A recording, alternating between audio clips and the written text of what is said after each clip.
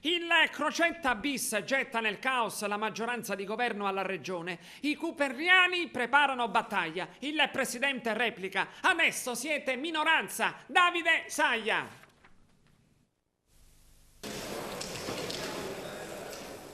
Il tanto atteso rimpasto della giunta regionale non è servito a placare gli animi politici di Palazzo de Normanni.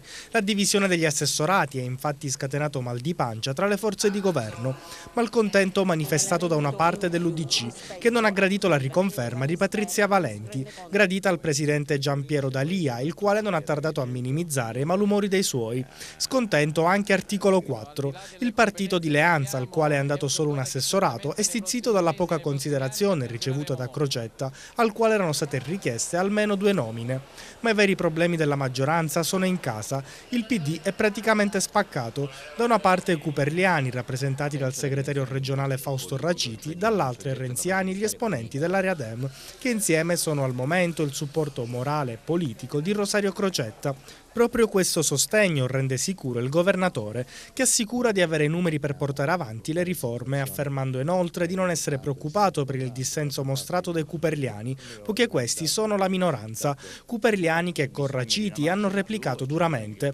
Il giovane segretario considera le parole di Crocetta come una volontà chiara di rottura con la segreteria siciliana e con il partito. Raciti dunque invita e quasi sfida il presidente a fare bene i suoi calcoli e a non dare per sicura la maggioranza.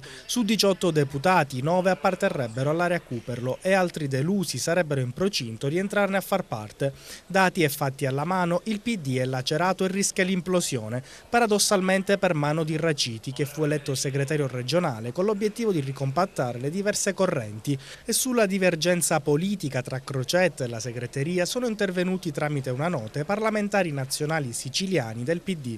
Culotta, Greco, Ribaudo, Iacono, Capodicasa, Zappulla, Berretta, Albanella e Moscat chiedono lumi a Crocetta sulla formazione della nuova giunta, una squadra che i firmatari definiscono in contrasto con il progetto di rinnovamento e di rilancio della Sicilia.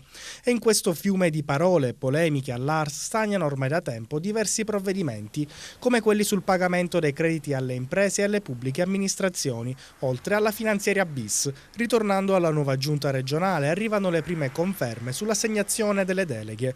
Certe le deleghe all'economia per Roberto Agnello e all'energia per Salvatore Calleri, ballottaggio Reale Valenti per le risorse agricole e funzione pubblica, con Torrisi verso il turismo e Fiumefreddo ai beni culturali e Bruno alla famiglia. Territorio e ambiente andrebbero quindi alla Stanchieris ed infine la Sgarlata, che al momento dovrebbe essere destinata alle infrastrutture. Anche se in un complicato gioco di accordi non è escluso che la Sgarlata possa restare ai beni culturali, con Fiumefreddo che a questo punto andrebbe ad occupare la delega alle infrastrutture. Confermatissime infine Scilabra, Borsellino e Vanchieri, rispettivamente alla formazione, alla sanità e alle attività produttive. La legalità, che chiamo anche normalità, è un